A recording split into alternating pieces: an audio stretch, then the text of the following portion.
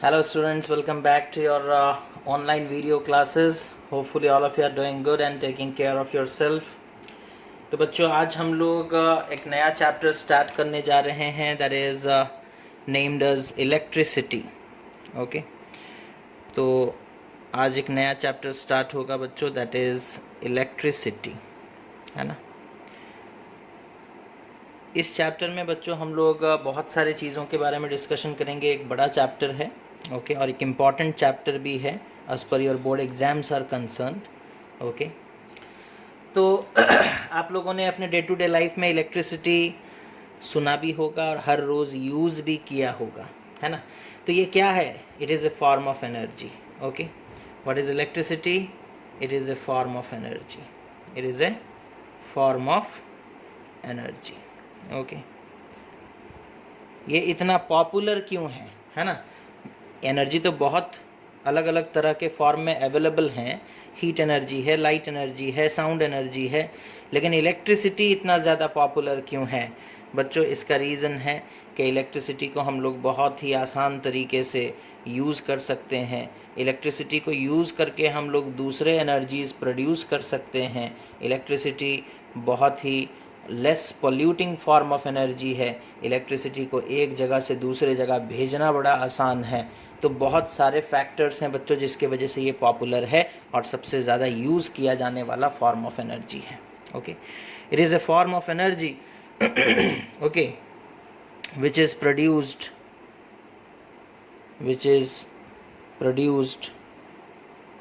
due to the motion of charges, है ना. और ये प्रोड्यूस कब होता है? ना जब चार्जेस मूव करते हैं. Motion of charges. Okay, so electricity क्या है बच्चों? एक फॉर्म ऑफ एनर्जी है. कब प्रोड्यूस होता है? ना जब चार्जेस मूव करते हैं. Produce due to the motion of charges. Okay, तो ये एक पॉइंट हो गया. और पॉइंट्स देखो क्या है ना. Electricity is much popular. Electricity is much popular than any other form of energy. Any other form of energy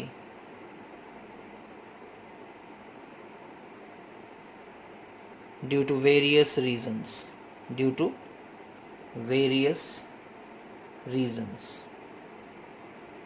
Okay. अलग अलग रीज़न्स हैं इसके, है ना. जैसे कि एक इम्पॉर्टेंट रीज़न क्या है? It can be transmitted easily. It can be transmitted easily over long distances, है ना. It can be transmitted easily over long distances. एक जगह से दूसरे जगह इसे भेजना बड़ा आसान है बच्चों, है ना. It can be readily converted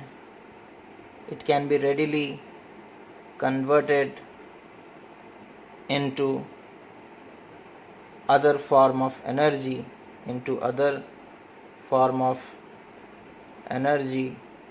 by the use of different appliances. है ना. इलेक्ट्रिसिटी को बच्चों it can be readily converted to other form of energy. इसे बड़े आसानी से हम लोग दूसरे एनर्जी में कन्वर्ट कर सकते हैं. कैसे ना? अलग अलग अप्लायंस यूज़ करके, है ना.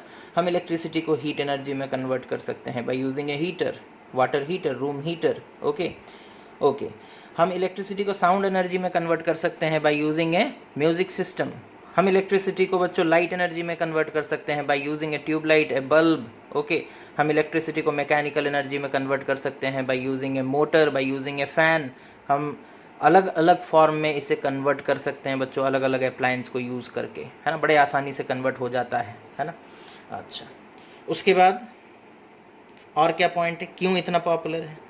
It is the least polluting form of energy. It is the least polluting form of energy. मतलब एनवायरमेंटल फ्रेंडली है, उतना ज़्यादा क्या पोल्यूशन नहीं करता है ना ही साउंड पोल्यूशन होता है, ना ही मतलब नॉइज़ पोल्यूशन नहीं होता है ना ही वो एयर को किसी तरीके से पोल्यूट करता, तो एयर पोल्यूशन नहीं होता, ठीक है। तो it is the least polluting form of energy, बड़े आसानी मतलब बिल्कुल भी पोल्यूशन क्रिएट नहीं करता, या फिर लीस्ट हम लोग बोल सकते हैं, बिल्कुल ना बोल करके लीस्ट वाला वर्ड यूज़ करेंगे, बिकॉज इलेक्ट्रिसिटी को प्रोड्यूस करने में क्या बोलते हैं पोल्यूशन होता है ना। इलेक्ट्रिसिटी एक बार बन जाएगा तो फिर वो पोल्यूट नहीं करता, वो पोल्यूशन नहीं करता, ठीक है। तो ये कुछ फैक्टर्स हैं बच्चों जिसकी वजह से इलेक्ट्रिसिटी इतना ज़्यादा पॉपुलर है या फिर इतना ज़्यादा यूज़ किया जाने वाला एनर्जी है ना। इलेक्ट्रिसिटी से हम लोग मोबाइल चार्ज करते हैं, इलेक्ट्रिसिटी से फ़ैन चलाते हैं, इलेक्ट्रिसिटी से एयर कंडीशनर चलता है, इलेक्ट्रिसिटी से रूम हीटर चलता है इलेक्ट्रिसिटी से, है ना। हम लोग हज़ारों अप्लायंस बनाए हैं बच्चों, और सारे अप्लायंसेस चलते हैं इलेक्ट्रिसिटी से, है ना। आप इमेजिन करो कि आप इमेजिन करो कि आप एक जगह पर हीट एनर्जी प्रोड्यूस करोगे। सपोज़ कर लो आप अपने घर पे हीट एनर्जी प्रोड्यूस करोगे और उस हीट एनर्जी को सपोज़ कर लो किसी दूसरे सिटी तक भेजना है, पॉसिबल है? नहीं, है ना, प्रैक्टिकली पॉसिबल नहीं है। केवंझर में हीट एनर्जी प्रोड्यूस करके उसे जाजपुर तक भेजना, केवंझर में हीट एनर्जी प्रोड्यूस करके उसे कटक तक भेजना, is that possible practically? No. But electricity भेजा जा सकता है। इलेक्ट्रिसिटी प्रोड्यूस कहीं और होता है, यूज़ कहीं और होता है ना। लॉन्ग डिस्टेंस तक इसे ट्रांसमिट किया जा सकता है।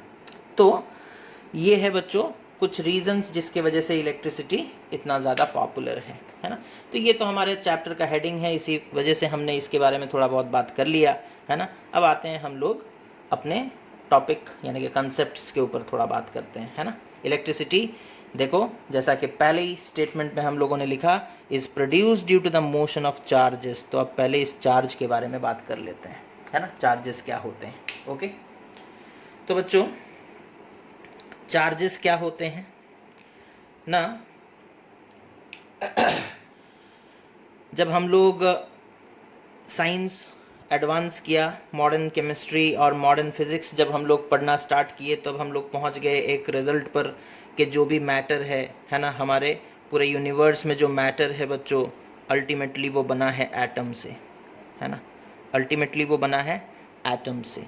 और एटम्स में बच्चों पार्टिकल्स होते हैं, चार्ज पार्टिकल्स, जैसे कि प्रोटॉन्स और इलेक्ट्रॉन्स, है ना, प्रोटॉन्स और इलेक्ट्रॉन्स।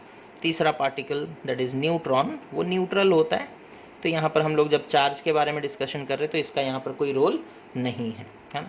तो atoms are made up of charge particles, protons and electrons. Okay, अच्छा, अब जैसे सपोज कर लो हमारे पास आयरन का एक एटम है बच्चों, I am having an atom of iron. Okay, iron का एटम, ठीक है। अब आप लोगों ने पढ़ा ही होगा अपने केमिस्ट्री के टॉपिक में कि आयरन का जो एटम होता है वो 2 इलेक्ट्रॉन लूज़ कर सकता है और बन सकता है Fe2+। तो ये क्या है, ये एक पॉजिटिव चार्ज पार्टिकल है बच्चों, है ना।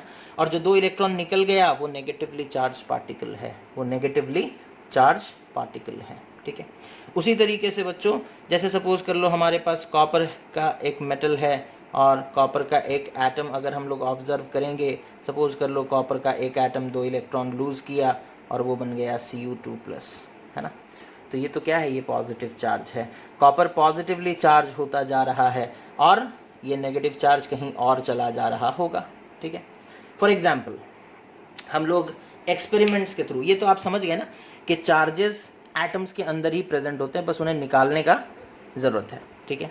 आप इलेक्ट्रॉन्स निकाल दो तो इलेक्ट्रॉन्स जो है वो खुद नेगेटिव हैं, वो किसी के पास चले, जिसके पास वो चले गए वो उन्हें नेगेटिव कर देंगे, और इलेक्ट्रॉन जिससे निकल गया वो खुद पॉजिटिव हो जाएगा, वो खुद पॉजिटिव हो जाएगा, है ना। तो साइंस में बच्चों हम लोग इतना तो पढ़ ही चुके हैं, ठीक है। अब हम लोग एग्जाम्पल्स देखेंगे। अब हम आपको मतलब एटम के हिसाब से नहीं समझाएंगे, एक ओवरऑल आइडिया देंगे, ठीक है, एक ओवरऑल आइडिया देंगे। क्या आइडिया देंगे ना, एक्सपेरिमेंट्स किए गए बच्चों। Okay, experiments were conducted, okay, and it was found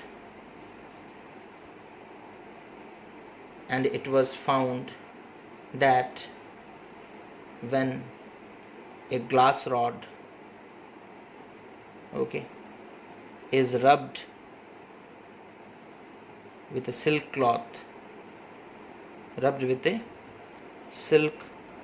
cloth, Okay,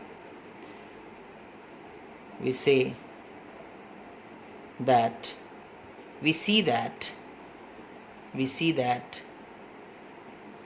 glass rod and silk cloth, okay, glass rod and silk cloth, okay, starts attracting small pieces of paper, starts attracting small pieces of paper, ठीक है। तो ये तो comb के साथ भी होता है, हम लोग देखे हैं, है ना।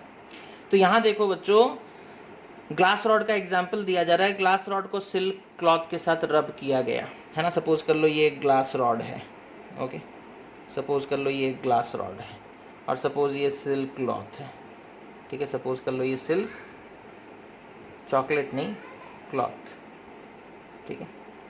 कैडबरी, डेरी मिल्क, सिल्क भी कुछ लोग सोच रहे होंगे। ये ग्लास रॉड है, ठीक है। अच्छा, अब जैसे ही इन दोनों को रब किया जाता है बच्चों, ठीक है, इनके पास एक नया टाइप का प्रॉपर्टी डेवलप होता है, एक अलग टाइप का प्रॉपर्टी डेवलप होता है जो पहले नहीं देखा गया था, है ना। और वो प्रॉपर्टी क्या है ना, इन दोनों को रब कर देने के बाद ग्लास रॉड छोटे छोटे पीसेस ऑफ पेपर को अपनी तरफ अट्रैक्ट कर रहा है। सिल्क क्लोथ के पास भी इसी तरह का कुछ प्रॉपर्टी आ गया कि वो पीसेस ऑफ पेपर को अट्रैक्ट कर रहा है, ठीक है।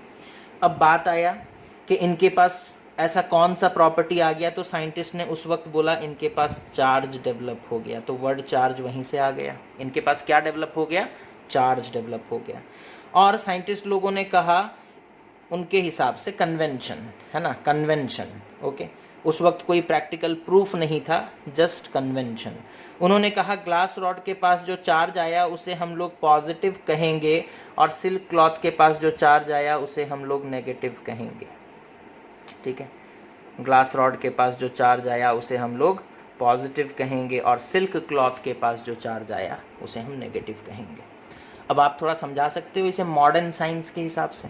मॉडर्न साइंस के हिसाब से क्या हुआ होगा बच्चों ना, जब ग्लास रॉड और हम लोग सिल्क क्लॉथ को रब किए होंगे तो ग्लास रॉड से कुछ इलेक्ट्रॉन्स निकल कर चले गए होंगे सिल्क क्लॉथ के पास, है ना। मॉडर्न साइंस के हिसाब से अगर हम लोग समझेंगे तो ग्लास रॉड से कुछ इलेक्ट्रॉन्स निकल कर चले गए होंगे किसके पास ना, सिल्क क्लॉथ के पास। जिसके पास इलेक्ट्रॉन चला गया उसके पास नेगेटिव चार्ज बढ़ जाएगा, यानी कि वो ओवरऑल नेगेटिव हो जाएगा। और जिसके पास से इलेक्ट्रॉन चला गया इसके पास इलेक्ट्रॉन का कमी हो जाएगा, यानी कि नेगेटिव चार्ज का कमी, दैट मीन्स इसके पास पॉजिटिव चार्ज हो जाएगा, है ना। तो इस तरीके से बच्चों चार्ज डेवलप होगा, है ना। इसी तरीके का एक्सपेरिमेंट किया गया था किसके बीच में ना, इबोनाइट रॉड, ठीक है, इबोनाइट रॉड एंड हम लोग लिए थे बच्चों that is a woollen cloth, okay, woollen cloth, okay. और फिर जब इन्हें रब किया गया तो देखा गया इबोनाइट रॉड के पास एक नेगेटिव चार्ज आ जाता है, डेवलप हो जाता है ना। और वुलन क्लॉथ के पास एक पॉजिटिव चार्ज डेवलप हो जाता है। एक के पास नेगेटिव होगा तो उसे जिसके साथ रब किए हो उसके पास पॉजिटिव होना ही होना है, बिकॉज एक इलेक्ट्रॉन लूज करेगा तो दूसरा गेन करेगा। जो गेन किया वो नेगेटिव हो गया, जो लूज किया वो पॉजिटिव हो गया, है ना। तो इस तरीके से चलता है बच्चों, है ना। तो चार्जेस इस तरीके से डेवलप होते हैं। तो ये हो गया चार्ज का कहानी। एक उतना इम्पॉर्टेंट नहीं है हमारे, बट फिर भी कंसेप्ट बिल्ड करने के लिए ये बेसिक लेवल पर जानना ज़रूरी था, ठीक है। अच्छा, एग्जाम पॉइंट ऑफ व्यू से उतना इम्पॉर्टेंट नहीं है, बट कंसेप्ट बिल्ड करने के लिए ज़रूरी है, ओके। अब आगे बढ़ते हैं बच्चों, चार्जेस के कुछ प्रॉपर्टीज़ देख लेते हैं, है ना। चार्जेस के कुछ प्रॉपर्टीज़ देख लेते हैं। क्या है प्रॉपर्टीज़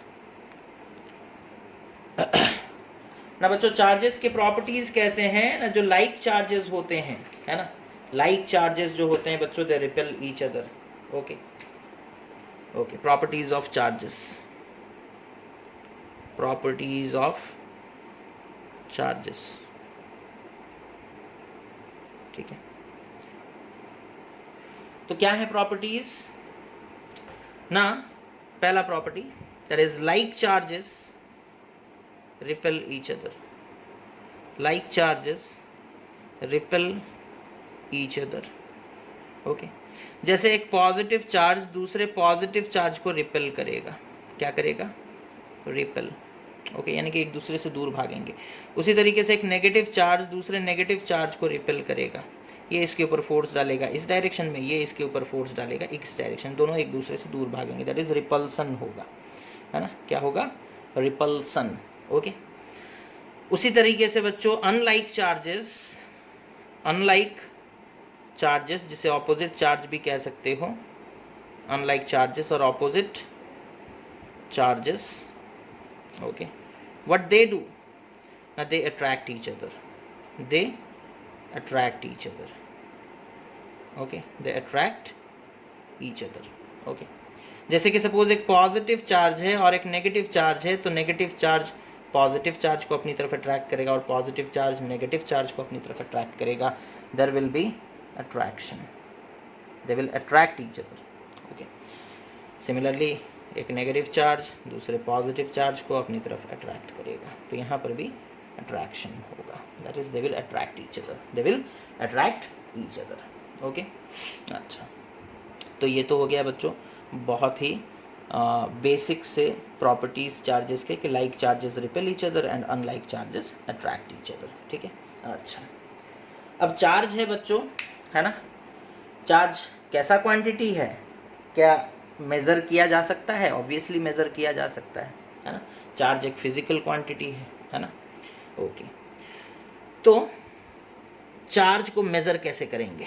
ओके, तो बच्चों हम लोग बोले थे एक ऑब्जेक्ट है, सपोज ऑब्जेक्ट 1, ये है ऑब्जेक्ट 2, इससे सपोज एक इलेक्ट्रॉन निकल कर चला गया इसके पास, है ना। अब आधा इलेक्ट्रॉन तो नहीं निकल सकता, बिकॉज इलेक्ट्रॉन फ्रैक्शन में एग्जिस्ट तो नहीं करते, है ना, इलेक्ट्रॉन्स जो है वो फ्रैक्शन में एग्जिस्ट नहीं करते। ओके, आधा अधूरा इलेक्ट्रॉन तो नहीं निकल सकता, फ्रैक्शन में नहीं निकल सकता। ठीक है, अच्छा, तो हम लोग देखते हैं बच्चों कि एक इलेक्ट्रॉन का चार्ज कितना है ना, what is the charge of 1 electron. Okay, एक इलेक्ट्रॉन का चार्ज होता है बच्चों 1.6 into 10 to the power -19 coulomb. Okay, where coulomb is the unit of charge. Okay, अच्छा, अगर ऑब्जेक्ट 1 से 2 इलेक्ट्रॉन निकल कर चले गए, 2 इलेक्ट्रॉन, तो इसके पास कितना, अच्छा ठीक है, यहाँ पर आगे बढ़ने से पहले एक चीज़ और बता देते हैं कि जब ऑब्जेक्ट 1 से एक इलेक्ट्रॉन निकलकर ऑब्जेक्ट 2 के पास चला जाएगा तो ये पॉजिटिव हो जाएगा, ये नेगेटिव हो जाएगा। जिसके पास इलेक्ट्रॉन आ गया वो नेगेटिव हो जाएगा, जिसके पास से इलेक्ट्रॉन आ गया वो पॉजिटिव हो जाएगा, है ना। अच्छा, तो इसके पास कितना नेगेटिव चार्ज हो जाएगा, -1.6 into 10 to the power -19 coulomb. इसके पास कितना पॉजिटिव चार्ज हो जाएगा, +1.6 into 10 to the power -19 coulomb. ठीक है, इसके पास पॉजिटिव चार्ज डेवलप होगा, इसके पास नेगेटिव -1.6 और इसके पास +1.6। ओके, उसी तरीके से अगर एक और इलेक्ट्रॉन निकल कर आ गया तो क्या होगा, 2 इलेक्ट्रॉन, तो 2 इलेक्ट्रॉन का charge 2 into 1.6 into 10 to the power -19 coulomb, यानी कि इसके पास कितना नेगेटिव हो जाएगा। अगर 2 इलेक्ट्रॉन आ गए तो 2 नेगेटिव चार्जेस, और 2 नेगेटिव चार्जेस मतलब अब -1.6 नहीं, अब कितना होगा ना, -2 into 1.6 into 10 to the power -19 coulomb. ठीक है, 2 हो गया ना, और इसके पास भी उसी तरीके से +2 into 1.6 into 10 to the power -19 coulomb, 2 electrons चले गए तो 2 पॉजिटिव चार्ज हो गए। अच्छा, तो इस तरीके से बच्चों हम लोग जो सबसे छोटा चार्ज एग्जिस्ट कर सकता है वो एक इलेक्ट्रॉन का चार्ज है, जो कि है 1.6 इंटू, उसका वैल्यू कितना है ना, 1.6 into 10 to the power -19 coulomb. ठीक है, तो इतना समझ में आ गया। ओके, अब उसके बाद बच्चों बात करते हैं कि unit of charge. Okay, the SI unit of electric charge, SI unit of electric charge. ठीक है, SI unit of electric charge. Okay, तो SI यूनिट क्या है बच्चों, the SI unit of electric charge is coulomb.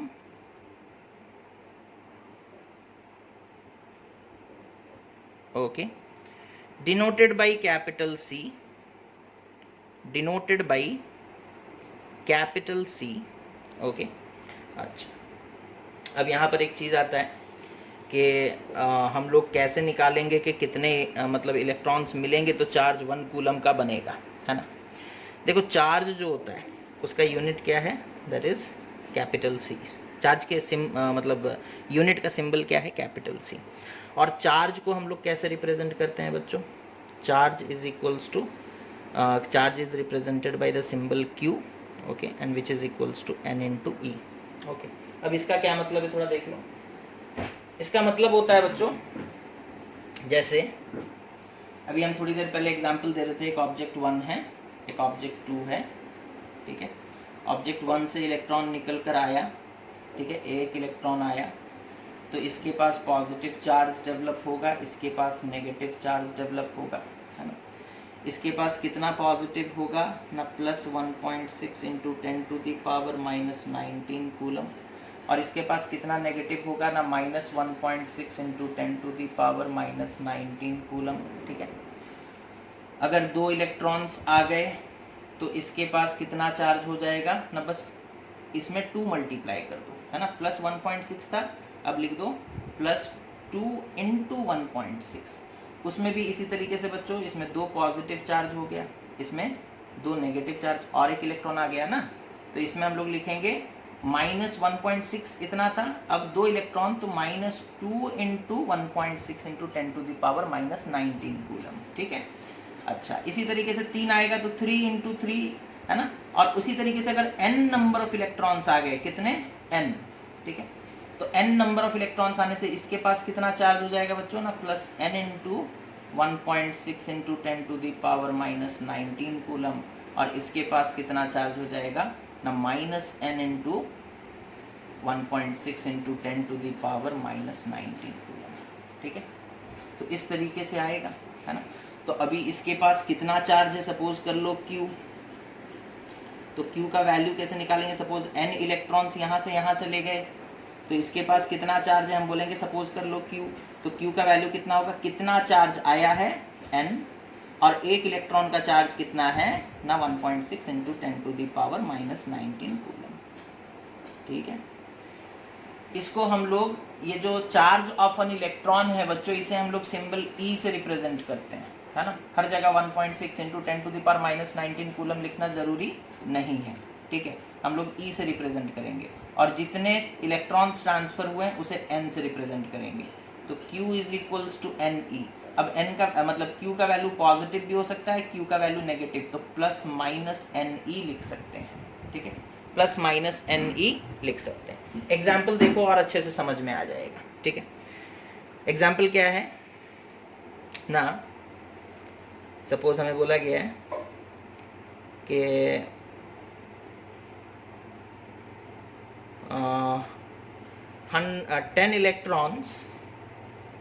10 electrons moves from object A to object B, ठीक है। 10 electrons moves from object A to object B, मतलब object A के पास, object A इधर है सपोज, और ऑब्जेक्ट बी इधर है, यहाँ से 10 इलेक्ट्रॉन चले गए बच्चों, है ना, 10 इलेक्ट्रॉन चले गए, ठीक है। यहाँ से 10 इलेक्ट्रॉन्स चले गए, यहाँ पे 6 लाइन हम बनाए हैं, आप 10 समझ जाओ, ठीक है। एक इलेक्ट्रॉन, ये इलेक्ट्रॉन इलेक्ट्रॉन इलेक्ट्रॉन, है ना, इस तरीके से 10 इलेक्ट्रॉन्स ए से 20 चले गए, ठीक है। अब हमसे क्वेश्चन पूछा है, find the charge on object A and B, ठीक है। ऑब्जेक्ट ए के पास कितना चार्ज है और ऑब्जेक्ट बी के पास कितना चार्ज है, ठीक है। सबसे पहला तो कंसेप्ट लगाओ कि ए से इलेक्ट्रॉन गया तो ए तो पॉजिटिव होगा, बी के पास इलेक्ट्रॉन गया तो बी तो नेगेटिव हो जाएगा। कितना इलेक्ट्रॉन गया, नंबर कितना है, 10 इलेक्ट्रॉन, जितना यहाँ से निकला उसके पास यहाँ पर उतना पहुँचा, तो यहाँ n का वैल्यू कितना है, 10 इलेक्ट्रॉन पहुँचा, ठीक है। अच्छा, इलेक्ट्रॉन का चार्ज कितना होता है ना, 1.6 इंटू 10⁻⁻19 कूलम। यहाँ पर इलेक्ट्रॉन, यहाँ पर भी उतना ही होगा, 1.6 इंटू 10⁻⁻19 कूलम, है ना। बट इसके पास से इलेक्ट्रॉन चला गया तो ये पॉजिटिव हो जाएगा, इसके पास इलेक्ट्रॉन आ गया तो ये नेगेटिव हो जाएगा। तो यहाँ चार्ज कितना हो जाएगा बच्चों ना, QA, that is charge on A, it will be plus NE, है ना, दैट इज प्लस n कितना है बच्चों, 10 इंटू E का वैल्यू कितना है ना, 1.6 इंटू 10⁻⁻19 कूलम, ठीक है, तो ये कितना हो जाएगा ना 1.6 into 10 to the power minus 18 coulomb, ठीक है, प्लस में रहेगा।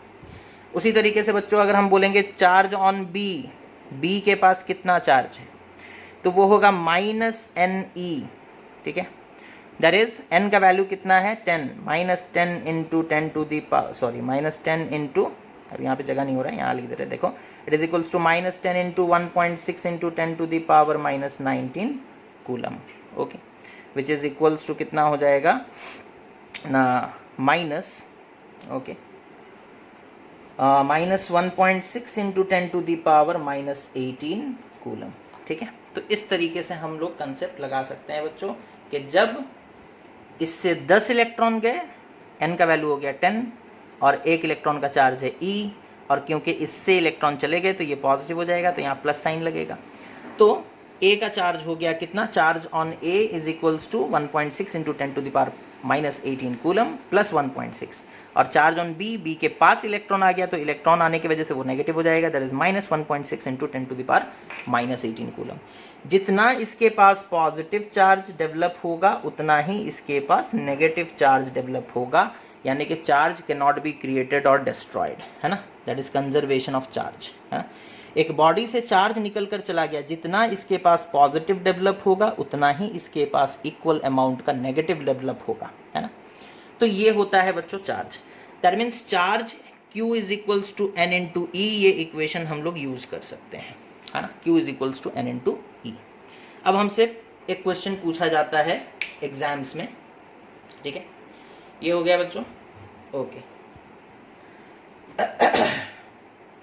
Q क्या है, चार्ज, है ना, और उसका इक्वेशन क्या है, प्लस माइनस एन ई लिख देते हैं, ज़्यादा बेटर होगा, पॉजिटिव भी हो सकता है नेगेटिव भी हो सकता है ना। अब किसके बारे में बात कर रहे हो वो डिपेंड करता है, अगर आप बोलोगे चार्ज ऑन ए तो पॉजिटिव होगा, अगर आप बोलोगे चार्ज ऑन बी तो नेगेटिव होगा, तो दोनों ही तो रिजल्ट आने वाले हैं, ठीक है। अब डिपेंड करता है आप किसके बारे में पूछ रहे हो, ठीक है। अब यहाँ देखो एक एग्जाम्पल, हमसे सवाल पूछा गया कि how many electrons would constitute a charge of 1 coulomb. Find the number of electrons, find the number of electrons that would constitute, okay, a charge of 1 coulomb, okay।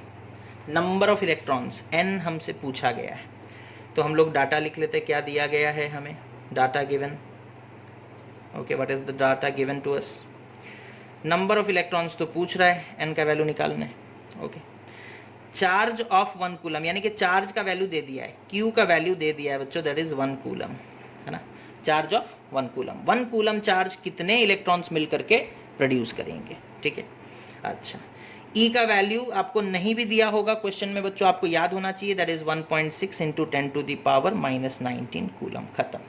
ये कांस्टेंट है, इसे आप यूज करोगे, ठीक है। तो अब अभी हम लोगों ने इक्वेशन देखा था Q is equals to n into e, ठीक है। अब यहाँ पर हम नंबर्स निकालना चाहते हैं, तो नंबर तो हमेशा पॉजिटिव ही आएगा, तो यहाँ प्लस माइनस लिखने का कोई मतलब नहीं बनता, that is n is equals to Q upon e, ठीक है। तो n का वैल्यू हम लोग निकाल रहे हैं बच्चों, n q का वैल्यू दिया है that is 1 coulomb, divided by e का वैल्यू कितना होता है 1.6 into 10 to the power minus 19 coulomb. Coulomb से कूलम कैंसिल हो गया, है ना। अच्छा, 10 टू द पावर माइनस 19 को ऊपर ले जाएंगे तो 10 टू द पावर प्लस 19 हो जाएगा, तो ये हो जाएगा 10 to the power 19 divided by नीचे कितना है 1.6, ओके। अब 10 टू दी पावर 19 को बच्चों हम थोड़ा सा रीअरेंज करके ऐसे लिख देते हैं 10 इंटू 10 टू दी पावर 18, तो कोई प्रॉब्लम है, 10 into 10 to the power 18 is 10 to the power 19 divided by 1.6, okay. अच्छा, 1.6 और 10 को कैंसिल करने से आता है बच्चों 6.25, ये चाहो तो आप याद रख सकते हो, अदरवाइज कैलकुलेट कर लोगे। तो n का वैल्यू कितना आ रहा है 6.25 into 10 to the power 18, okay. इसका मतलब क्या है ना, इतने इलेक्ट्रॉन्स मिल करके 1 कूलम का चार्ज बनाते हैं बच्चों, है ना। That is 6.25 into 10 to the power 18 electrons, okay, constitutes a charge of 1 coulomb, a charge of 1 coulomb, ठीक है, ए चार्ज ऑफ 1 कूलम, ठीक है। तो 1 कूलम चार्ज प्रोड्यूस करने के लिए बच्चों कितने इलेक्ट्रॉन्स चाहिए? 6.25 इंटू 10 टू द पावर 18, है ना, दैट इज 6 to 5, है ना, 0 0 0 0 0 0 0 0 0 0 0 0 0 0 0 0, इतने इलेक्ट्रॉन्स चाहिए। इतने सारे इलेक्ट्रॉन्स मिलते हैं तब 1 कूलम का चार्ज बनता है। तो 1 कूलम का चार्ज बच्चों कोई छोटा मोटा चार्ज नहीं है, बहुत बड़ा चार्ज है ना। 1 कूलम का चार्ज जो है वो कोई छोटा मोटा चार्ज नहीं है, बहुत ही बड़े अमाउंट का चार्ज है। तो आप लोग समझ गए बच्चों हम लोग किस तरीके से फाइंड आउट कर सकते हैं चार्जेस, है ना। That is charge is equals to n into E, positive होगा तो plus n into E, negative होगा तो minus n into E, okay. और इलेक्ट्रॉन का चार्ज आपको याद रखना है, that is 1.6 into 10 to the power electron के चार्ज का वैल्यू याद रखना है, साइन नहीं, ठीक है। साइन तो नेगेटिव होता है लेकिन हम लोग उसे पुट नहीं करेंगे, बिकॉज हम लोग जो हमारा इक्वेशन होता है उसके सामने में हम लोग प्लस माइनस लिख देते हैं, है ना। इसी के लिए यहाँ पर चार्ज का और साइन लिखने का ज़रूरत नहीं है, सिंपली उसका मैग्नीट्यूड लिखोगे, उसका नेचर नहीं, ठीक है। पॉजिटिव और नेगेटिव ये दो नेचर होते हैं चार्जेस के, ओके, तो उसे यहाँ पर लिखने का ज़रूरत नहीं है, ठीक है। तो इतना आप लोगों को समझ में आ गया बच्चों। तो इसके बाद एक छोटा सा टॉपिक और है, that is conductors and insulators, उसके बारे में हम लोग डिस्कशन कर लेते हैं, ठीक है, ओके। तो नेक्स्ट हमारा टॉपिक ऑफ डिस्कशन है दैट इज़ कंडक्टर्स, ओके। ये क्या है बच्चों कंडक्टर्स? बस में जो होते हैं वो कंडक्टर्स नहीं, इलेक्ट्रिसिटी चैप्टर के में कंडक्टर्स किन्हें कहा जाता है वो समझें। those substances which allows the electric current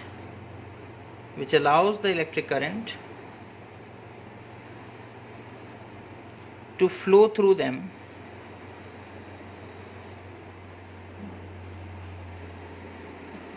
easily, okay, are known as conductors, okay, okay। तो वो सब्सटेंसेस बच्चों जो अपने थ्रू इलेक्ट्रिक करंट को फ्लो होने देते हैं उन्हें हम लोग कंडक्टर्स कहते हैं। एक्चुअल रीजन देखोगे तो कंसेप्ट क्या है, देखो, कंसेप्चुअल डेफिनेशन अगर पूछोगे, है ना, ये तो आप एग्जाम में लिख कर आओगे अगर पूछेगा कि कंडक्टर्स क्या होते हैं। बट अगर कंसेप्चुअल डेफिनेशन आपसे पूछा जाए कि कंडक्टर्स क्या होते हैं ना, those substances which have free electrons or free ions are called conductors, ठीक है। जिनके पास बच्चों फ्री इलेक्ट्रॉन्स हो या फ्री आयन्स हो उन्हें हम लोग कंडक्टर्स कहते हैं, उन्हें हम लोग क्या कहते हैं? Conductors, okay. जैसे कि सपोज कर लो एक कॉपर का वायर हम लेते हैं बच्चों, ठीक है, कॉपर का वायर लेते हैं, ठीक है, कॉपर वायर, ठीक है। तो कॉपर वायर में होता क्या है ना, कॉपर के एटम से 2 इलेक्ट्रॉन निकल जाता है और वो बन जाता है Cu2+, और जो 2 इलेक्ट्रॉन्स निकले वो लोग इधर उधर घूमते रहते कॉपर में ही, है ना, इन्हें फ्री इलेक्ट्रॉन्स कहा जाता है, ठीक है, इधर उधर घूमते रहेंगे, ठीक है। एक एटम से 2 इलेक्ट्रॉन निकल रहे हैं, मिलियंस ऑफ एटम्स हैं, है ना। तो कॉपर एक कंडक्टर है बच्चों, क्यों? क्योंकि उसके पास फ्री इलेक्ट्रॉन्स हैं, क्योंकि उसके पास फ्री इलेक्ट्रॉन्स हैं। ये चार्ज पार्टिकल्स उसके पास हैं जो फ्री हैं, ज़रूरत पड़ेगा तो इलेक्ट्रिसिटी कंडक्ट करने में हेल्प करेंगे, ज़रूरत पड़ेगा तो इलेक्ट्रिसिटी कंडक्ट कर सकते हैं, ठीक है। तो Cu2+ कहाँ गया? वो भी है बच्चों, है ना, Cu2+ यहाँ बीच बीच में होगा, Cu2+, ठीक है, Cu2+, ओके। तो इस तरीके से बीच बीच में Cu2+ भी है, आयंस भी हैं, पॉजिटिव आयंस भी हैं, लेकिन जो इलेक्ट्रॉन से बच्चों वो फ्रीली मूव कर रहे हैं, पॉजिटिव आयंस एक जगह पर फिक्स्ड हैं, है ना, एक जगह पर फिक्स्ड हैं। तो जो कंसेप्चुअल डेफिनेशन है कंडक्टर का वो यही है ना, कि वो सब्सटेंसेस जिनके पास फ्री इलेक्ट्रॉन्स होते हैं या फ्री आयंस होते हैं। जैसे सपोज कर लो आपने कोई एक क्या बोलते हैं, सॉल्ट सोल्यूशन ले लिया, है ना, सॉल्ट सोल्यूशन ले लिया, ठीक है। अब जैसे सपोज कॉपर सल्फेट का सोल्यूशन ले लिया, तो इस कॉपर सल्फेट के पास Cu2+ एंड SO4 2- आयंस हैं जो मूव कर सकते हैं, फ्री हैं, ठीक है। और ऐसे लिक्विड स्टेट में जो कंडक्टर्स होते हैं उन्हें इलेक्ट्रोलाइट कहा जाता है। क्या कहा जाता है? Electrolyte. Okay, aqueous solution state में है ना जो कंडक्टर्स होते हैं उन्हें इलेक्ट्रोलाइट कहा जाता है, और सॉलिड स्टेट में जो कंडक्टर्स होते हैं बच्चों उन्हें नॉर्मली कंडक्टर्स ही कहा जाता है ना।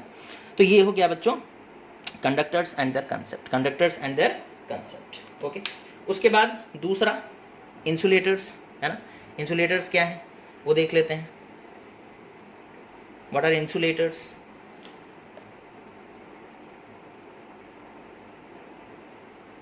Now those substances which do not allow electric current to flow through them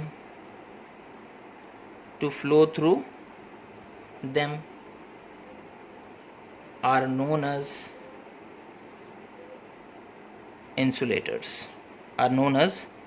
insulators, okay. और कंसेप्चुअल डेफिनेशन, कंसेप्ट क्या है? What is the conceptual definition? अगर आपसे पूछा जाए कंसेप्चुअल डेफिनेशन क्या है ना, those substances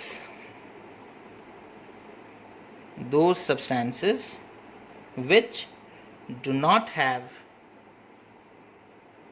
free electrons or free ions are called insulators, है ना।